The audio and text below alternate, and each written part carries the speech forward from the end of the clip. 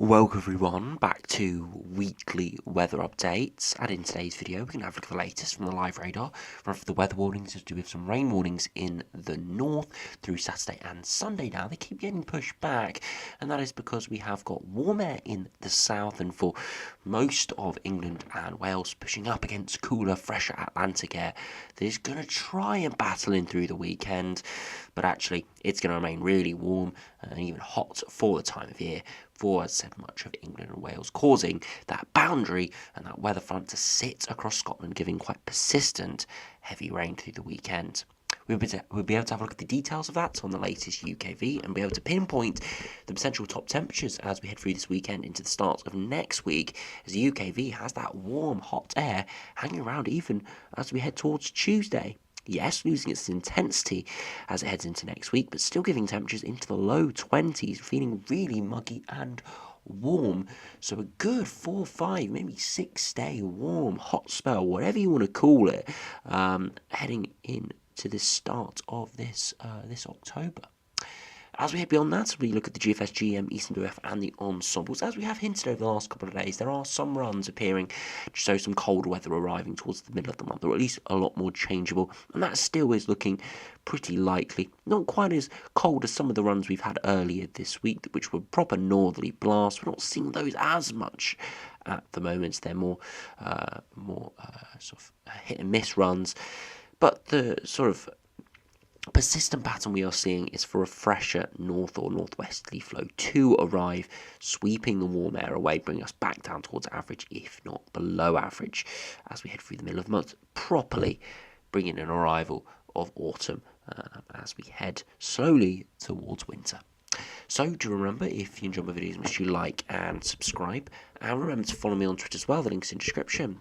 Now, if you start on the live radar, you can see there are some areas of rain across northern England and North Wales at the moment. And this is kind of the boundary between where the warm air is starting to arrive and where the cool air still is placed. Now, in the southeast, it's not warm yet, but it will be increasing in temperatures through tomorrow, and we are expecting to see temperatures perhaps peak at around 20 degrees tomorrow, before nudging to the mid-20s by the weekend. And with all this rainfall slowly heading northwards. Now, recording this in the evening and looking at the temperatures, you can see it isn't particularly warm anywhere. It's not particularly cold either. Actually, under the rain further northwards and cloud across Scotland and Northern Ireland, Republic of Ireland, is actually keeping those temperatures up. So we're not really seeing the impact of that warm air mass yet, but it is slowly heading up from Spain down towards the Bay of Biscay and the south of France over the next 24 to 48 hours. Now, if you look at the weather warnings, you can see we have this rain warning issued for Saturday and Sunday. Now, it was initially issued for Thursday, and it's kept getting pushed back because of the timing changes on the arrival time of this rain. So you can see it was updated earlier today. The warning area has been expanded across larger parts of Scotland, with the likelihood increased, but the start time has been delayed to Saturday and end time extended to Sunday. So you can see again, it's for large amounts of rain, perhaps as much as 50 to 75 millimetres over low-lying areas, maybe 100 to 150 millimetres in a few locations. High impact and increasing in likelihood, so there's a possibility we could even see an amber warning issued in this region. But we'll have to keep a very close eye on it because it is kept getting moved around and changed this warning. Now, if you start on the latest UKV, and you can see those areas of rainfall across parts of the Midlands, Northern England, parts of the Republic of Ireland through this evening, but you see they're slowly nudging northwards. And by tomorrow afternoon, most of that rain is across Scotland now, and this is where we start to see the heavy rain starting to push in, bringing the beginning of the wet weather through the weekend. Now, in southern areas here, by Saturday to the south of the weather front, it's warm, dry, and feeling like summer. But across Scotland, we see this heavy rain persist all day with the stationary weather front seeing reinforcements of intensity through the evening before slowly easing as we head into Sunday and Monday. Now, Monday's another warm day, dry as well, but more hazy cloud, and again, that could hold those temperatures back a bit. Then as we head into Tuesday, again, more rain in the north and drier and brighter in the south, again, giving those temperatures into the low 20s. And you can see the upper air temperatures spiking through Friday into Saturday, getting up towards 18, 19 degrees at 850 HP, and you can see the temperature contrast across Scotland, and that's why there's so much heavy rain there. But for most other areas, 18, 19 degrees at 850 HP before slowly easing into early next week, back down to maybe 15 or 16 degrees, where it's still very warm, but slowly taking the edge off it. Now, if you look at the max temperatures, you can see through tomorrow we could see temperatures as nudge the 20 or 21 degree mark. So turning warmer tomorrow will feel noticeably warmer, but the real warmth doesn't arrive until Saturday. As we head into Saturday, you can see temperatures rising even higher, widely 20 to 22 degrees, and with a bit more cloud around it will hold those top temperatures off a bit, but it will feel widely very warm, 22, 23, 24 degrees is possible. Scotland, 5 to 8 degrees under cold rain. So just showing you the temperature contrast there. As we head into Sunday, it could rise even higher, 23, 24, even 25 degrees is possible. Again, the top temperatures to this are going to be very difficult to pinpoint because it is difficult forecasting high temperatures this time of year because we don't really expect these sort of conditions that we have with insanely hot upper air temperatures in the middle of October. It's not something we're used to forecasting, so it is something where there's not a lot of sort of data to go off really. And of course, there is a lot of uncertainty with the haze and cloud, which we have seen from the precipitation charts a minute ago. So little things like that could change it to be a couple of degrees higher or a couple of degrees lower, but roughly the low 20s to maybe mid-20s, the ballpark. Monday again, 20 to 23 or 24, and then finally into Tuesday again, could even be higher, 23, 24, or even 25. Could even be the warmest day on this latest UKV run.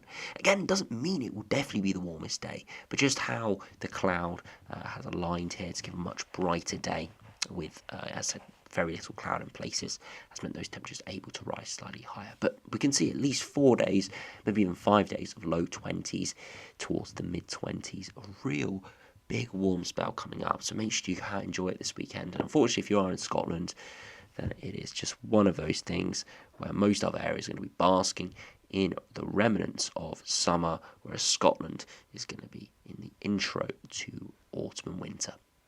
But the summer weather isn't going to last all too long, as we'll see in the latest GFS. You can see the southerly winds arriving over the coming days, and then eventually getting swept away by around Wednesday with a fresher northerly wind. Now, this is where some runs did produce a really cold northerly wind. That is not looking as likely now. It's looking like a fresher air mass moving in, perhaps a frost maybe in a couple of areas, and generally a cold Arctic air mass, but it's more of a westerly flow beyond that. So a transient northerly, and you see into the general long term, it's north to northwesterly winds coming in from southern Greenland, giving a reasonably fresh air mass, and you can see the temperature deviation is generally average to below average as we head into the longer term, and it's likely to be really quite unsettled as well. You can see the accumulated precipitation is very high, so more unsettled and cold weather coming for the second half of the month.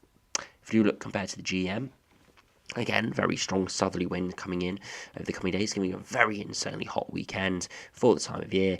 And then eventually we see that northerly wind come in the longer term, but it does take its time. GM definitely holding on to more of the warmth towards Wednesday, maybe even to Thursday in the far southeast, before eventually properly bringing the fresher air mass in by next weekend. So GM, yes, going to the same sort of end outcome as the GFS, but does go a little bit more rogue in the way it gets there. Definitely keeping things warm in the south, giving perhaps a prolonged spell of well above average temperatures. Now finally, the ECMWF is reasonably similar, at least over the next few days. Southerly winds arriving. Eventually those northern winds try to push in by Wednesday, and they are successful in the ECMWF. So GM looking like the odd one out within the three main models today, and eventually going very west to northwesterly based.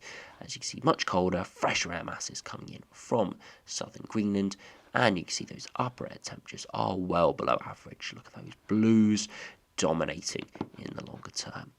Now finish, look at the ensembles. You can see the big spike in upper air temperatures that is beginning as we speak, really, and it's going to maintain itself all the way into next week, perhaps for 6 or 7 days before we see a big drop by next Wednesday, Thursday time. Temperatures back towards average, if not below average, with reasonably high precipitation. You can see a real split in ensemble members. Remnants of summer the next week, and then autumn and early winter arriving as we head into the second half of October. Two mean temperatures are pretty reflective as well. See a massive drop, widely looking at the low 20s in the next week, and then a massive drop towards maybe 13 to 15 degrees beyond that.